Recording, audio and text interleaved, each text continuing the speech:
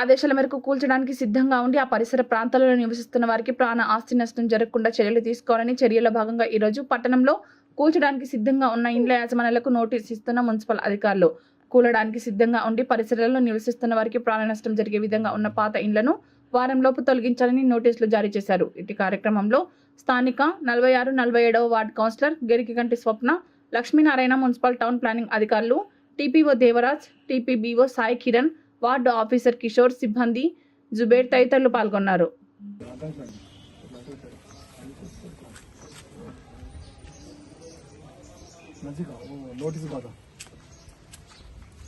అంతే